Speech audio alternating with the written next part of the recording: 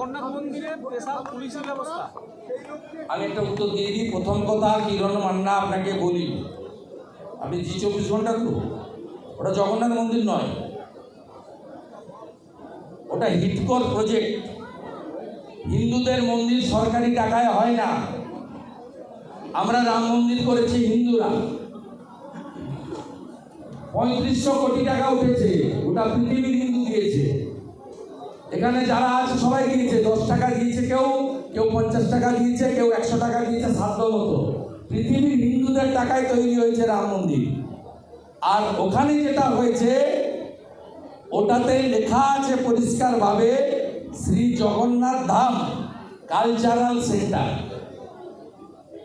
যেহেতু রাজ্য সরকারের টাকায় লেখা হয়েছে শ্রী জগন্নাথ ধাম কালচারাল সেন্টার, বাংলা করলে এটাই দাঁড়ায় শ্রী জগন্নাথ ধাম সাংস্কৃতিক কেন্দ্র। সঠিক তথ্য দিন, সঠিক তথ্য বলুন যে শ্রী জগন্নাথ ধাম কালচারাল সেন্টার নিয়ে কিছু প্রশ্ন করুন, উত্তর দেব। টেম্পল বলবেন না, টেম্পল সরকারি টাকায় হয় না। হিন্দুরা এত দুর্বল নই, আমরা সরকারি টাকায় করি না। আমাদের নিজেদের রোজগারের টাকা দিয়ে আমরা 492 বছর পরে রাম মন্দির বানিয়েছি, আবারও দরকার হলে আরো মন্দির বানাবো। এ তো পাইলে ঢাকি হয়, আবি কাশী মথুরা বাকি হয়। চলো, আমি কি বলছি, সুযোগ কি বলছি, সিরিয়াস।